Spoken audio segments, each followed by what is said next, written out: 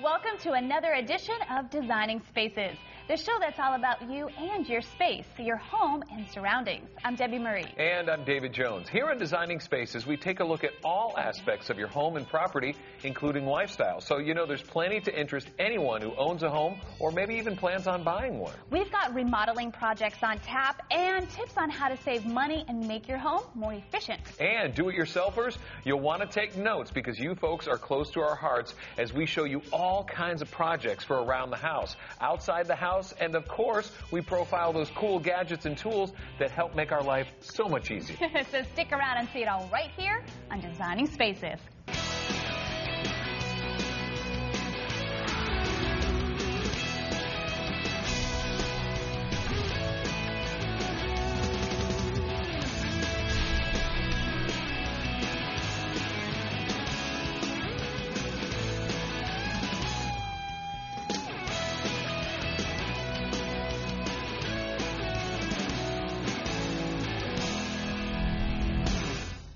A home remodeling project will not only make your house more functional and attractive, it can increase its value. Yeah, like the kitchen. Or the bathroom. Or the floors. The walls. The plumbing. Roofing. Okay, Designing Spaces likes to bring you all the latest ideas and projects for those home renovations. Homeowners, here's something you really should see. Take a look at this. You walk down a residential street like this and you see lots of different types of houses. They all have one thing in common. People live here. This is the biggest financial commitment most people will ever make. We're at the bottom of a real estate market, so people aren't interested in selling their homes. It's hard to do. Take this home, for example. Not bad, but having some work done to the exterior, it could take on a whole new, shall we say, youthful look. Meet Matt Sedlak from Schaefer Siding and Exteriors. Matt's going to tell us what vinyl siding is like to work with from a contractor's point of view. Matt, tell me what you're doing to this house and what you're putting on it. Sure. Right now we're tearing off the old cedar siding and replacing it with a low-maintenance vinyl siding. It's going to provide the homeowner with a much lower maintenance product and also going to update the look. Matt, we're a couple of 100 yards from the beach. People on the beach have been putting cedar siding on their homes for hundreds of years. What's the value to using vinyl? Well, cedar's not a bad product, but vinyl provides a lot of advantages over cedar in that it's much lower maintenance, and people coming to the beach to spend their time here don't want to spend their time doing maintenance on their house like painting and staining. Also, vinyl is less expensive than cedar, and it's a more consistent product. There are different kinds of wood that we're all familiar with, but are there different types of vinyl that you use? Well, sure. Let me show you an example of what we're hanging here. Here's an example of the vinyl siding we're installing on this home. And what this is a high-quality vinyl siding that's designed to mimic the look of a rough-sawn cedar shake, which is a traditional product for this area. Well, the color is molded into the panel. It goes all the way through. If you look at the back, here's another example. You can see it's exactly the same color on the back than it is on the front. Even though nobody's going to see the back. Even though nobody's going to see the back, but you can be assured that if it gets scratched or something like that, that you're not going to see a base color through here. Okay. These tabs, explain to me, Matt, what these are. Right, this is the nailing slot for the vinyl siding. And what you see right underneath it here, this is the lock or the nail hem. And what these panels do is they interlock into each other, and then they get nailed within these nail slots. We're in Rehoboth Beach. They get hurricanes in Rehoboth Beach. How is this flimsy little thing going to hold up to a hurricane? Well, believe it or not, these panels are wind rated at over 200 miles per hour. So, you know, if it's blowing faster than that, you probably don't want to be in the house, and the vinyl siding is the least of your worries. Good point.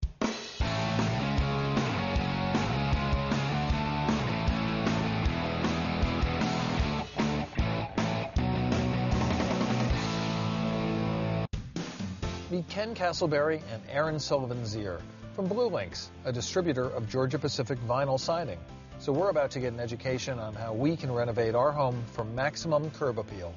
Aaron, this is a beach house. Do you find that owners in areas like this will use a particular kind of vinyl siding to complement the other more traditional houses? Yes, this homeowner chose hand split, which is very similar to the other cedar shingle sidings that you see on the houses in this neighborhood.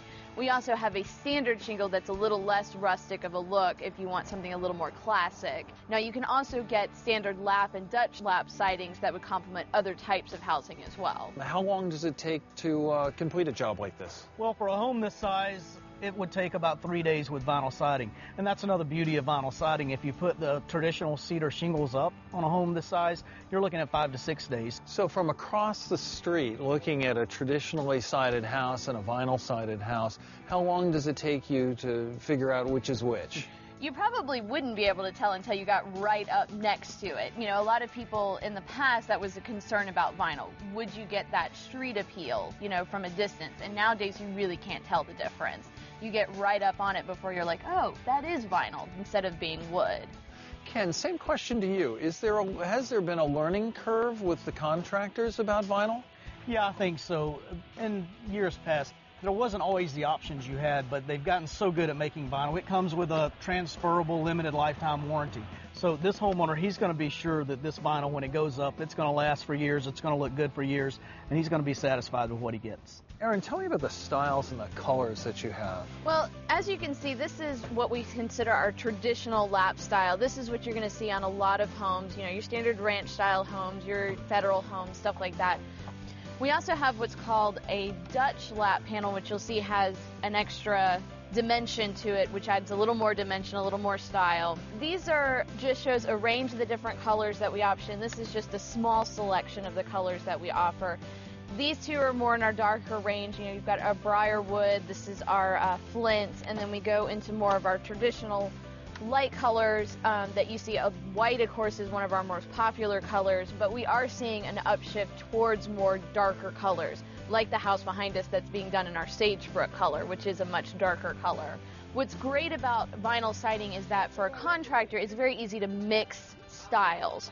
So if you don't want to do all of a Dutch lap or all of a traditional or all of a cedar shingle that's like being done on this house, you could do most of the house in a lap and then do the accents in a shingle or a hand split, or you could add a scalloped look to the very top eaves of a roof. Makes you stand out from your neighbors, which a lot of people are looking for these days, especially when you go to sell your home. You want to know that you stand out from the competition. Ken, if our viewers wanted to see samples like these, where would they go? You can visit our website, gpvinylsiding.com. You can see all the styles and profiles and colors that we offer, and you can get great ideas for your next home renovation project. And you two have given us great ideas. Thank you, Aaron. Thank you, Ken. We appreciate this. We're going to link to that website on our website, designingspaces.tv. For Designing Spaces, I'm John Greco in Rehoboth Beach, Delaware. A big part of every homeowner's space is the yard. And when it comes to the yard, size doesn't matter at all. Large or small, it's a space you can use for fun and recreation. Well, it certainly qualifies as a part of our lifestyle. And Designing Spaces wants you to make the best of it. So take a look at this. Creating a new deck for your property is always an exciting prospect. There are so many styles and sizes to choose from. It becomes a question of what you desire for your budget. Not all decks are made from the same material or same manufacturing process. Of course you think, yes they are. Well, not so fast. There are alternatives, better alternatives. Designing Spaces decided to visit a home where a new deck is going in, using an alternative material. This is Matt, and he's been living in this house for over 12 years, and he's ready for a new deck for his tiki hut. We have a lot of entertaining in our tiki hut down on the beach in the back of the house, and this is a very exciting place to entertain. We do a lot of it, and everybody's looking forward to it. In fact, they're coming tonight. Now, as you can see behind me, there is already a feature here, this great tiki hut. But to expand this outdoor living space, they're putting in a deck. So the materials are here, the contractors are hard at work, and they're putting together this beautiful new deck. We decided to get a new deck because our old one was getting pretty wobbly. I decided to go with this type material because it looks just like wood, and it's very easy to install, and it's very low ease of maintenance. This is Alex Hines with Tamco Building Products. It looks like a quality lumber he's inspecting, but it's actually something different. Well, Matt's going to be real happy with his new outdoor space. We think so. Yeah, well, tell us a little bit about the product that we're using today. Sure. This is Tamco's newest addition to low-maintenance decking. It's the only composite deck board utilizing compression molding technology. And when compared to wood, it takes deck performance to a whole new level. Okay, Alex, what is that compression molding technology then? This is exclusive to Evergreen and Vision. And what we do is we take sawdust, plastic, color inhibitors, and compress them under tremendous heat and pressure. The compressive force applied helps to squeeze out air pockets and creates a dense board with outstanding strength. Well, the benefits are basically, you got to remember, wood, you have to stain it and treat it year over year. So this is a low-maintenance option.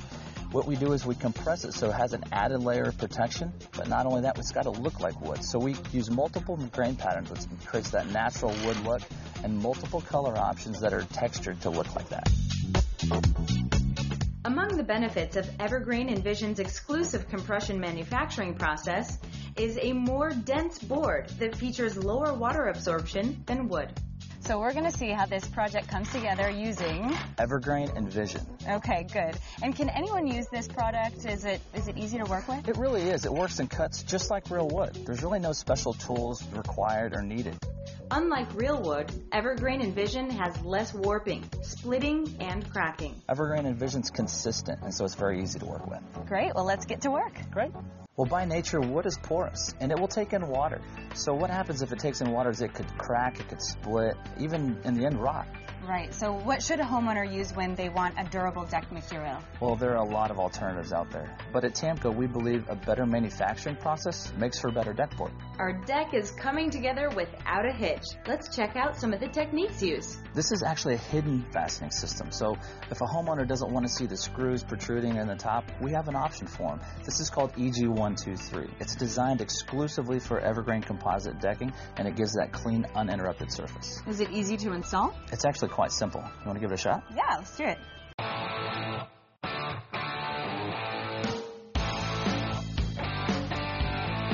Okay, Alex, so show us how this works. Okay, not a problem. Well, Matt has chosen to use a hidden fastening system for his project. What that does is it allows for a nice, clean, uninterrupted surface. So what we'll do is we'll take this clip, we'll come over here and position it in line with the joist. What we'll do also is position one onto the offside of it. So when we flip it over, it goes underneath the leading edge of the board. Okay. Okay? You want to give it a shot? Absolutely. Okay, perfect. Once the fasteners are attached, the deck board is flipped over. Then it's positioned so the fasteners can slide beneath the lead edge of the previous board. Ooh. Now, is it me or is this a little heavier? You know what? It is a little heavier. When compared to wood, it's actually much more dense than wood. So by nature, it allows for low water absorption compared to wood. So by nature, it is going to feel a little bit heavier. Okay. Now, do we have to use these fasteners? You know what? You don't have to. There's actually a product we have that's called Evergreen and Vision composite screws. Evergreen and Vision screws do not require special tools and are colored to match Evergreen and Vision composite deck boards. They go down quickly and don't mushroom like other fasteners can. We'll just attach this last fastener. Okay. Okay. We'll just position it right over the joist and drive it through. Perfect. Let's hand it over to the guys. Okay, sounds good. Okay. After some finishing saw cuts and prepping the outside joist for the last board attachment, the deck is completed. So Jody, now that everything's in place, what do you think? Wow, this is beautiful. Look at this. Absolutely amazing. Now tell me about the maintenance. How do we keep it looking that way? Well, every outdoor living space needs cleaned periodically. Right. And what Tamco recommends is a semi-annual cleaning just to knock the dust and grime off. And really, that can be done with a garden hose. Evergreen and Vision's bonded outer layer resists staining by certain common foods and beverages, such as mustard, ketchup, barbecue sauce, and canola oil. I'll tell you what, why don't we give it a test? Okay, sounds good. All right, so what we have is mustard. Yep. I'll put a little mustard on here. Okay. Mustard, ketchup, barbecue Yeah, sauce. Oh, wow. just wipe it off. And then dry it on the back side there. Absolutely clean. Isn't that neat? Look at that. Amazing. It just wipes right off. No need to worry. Well, it sounds like party time to me. Alex, where can we go to find out more information? Oh, absolutely. If you go to evergreen.com, you can find out about all the different colors we have available and learn more about it. And if you're a do-it-yourself type, you're going to love checking out the site. Excellent. Alex, thank you so much for being with us today. Thank you. All that's left is to sweep and furnish this beautiful deck, and we're ready to entertain. Well, Matt, this is a beautiful space you created. What do you think? Oh, it's gorgeous. It's way more than we ever thought it would be, and we're not tripping over any screw heads, nails, or anything else. It's phenomenal. Exactly. It looks beautiful, and this is the finishing touch that it needed. Just in time to watch a beautiful sunset. We've got everyone here. We're enjoying some drinks and some food, and it's time to celebrate. Yeah. Cheers. Cheers. Cheers, everybody. Cheers. If you'd like to learn more about the Evergreen Envision, you can visit our website, designingspaces.tv, for both a link to their website and also you can watch this segment of the show again. For Designing Spaces, I'm Jody Darren. See you soon. An important part of a good home is a healthy, happy, relaxed atmosphere. Now, we have something that can definitely help you achieve that kind of space right now. Watch this. All homeowners feel the need to make their houses safe and secure. There are many options to achieve this goal, and while most have been available for a number of years, many homeowners consider them to be too expensive. Times have changed and prices have dropped considerably thanks to newer digital technology. This home is managed digitally by the owners using a complete home automation system. What's being managed? You'd be surprised.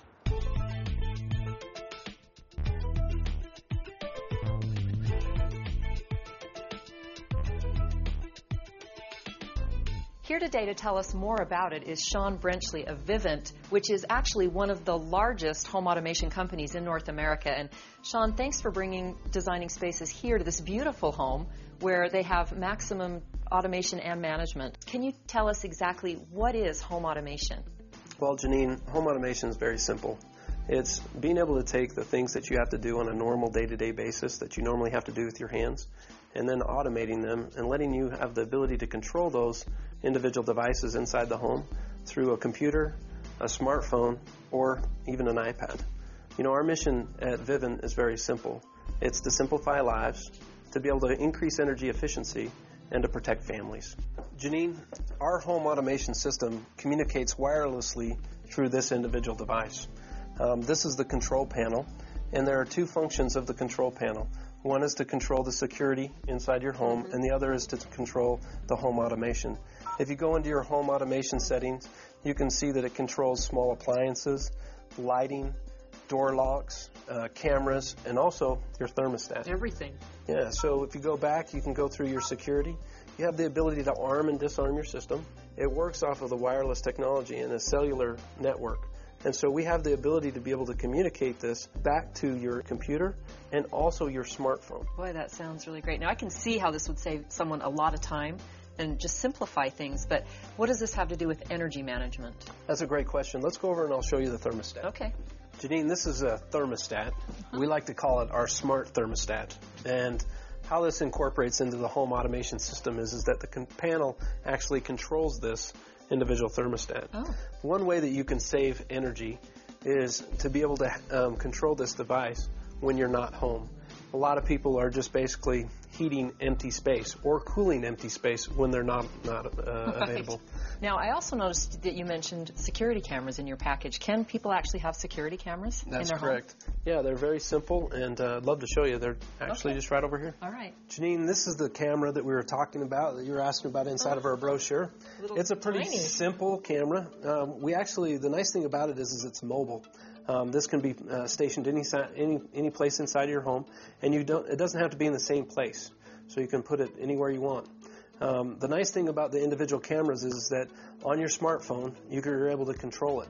And not only are you able to control it, but you're able to view inside of your home. On your phone? Yeah, on your phone. We have two basic cameras. One is a pan and tilt, and the other one's a stationary. This one doesn't have as much range as far as left and right. This has a wandering eye that goes left and right.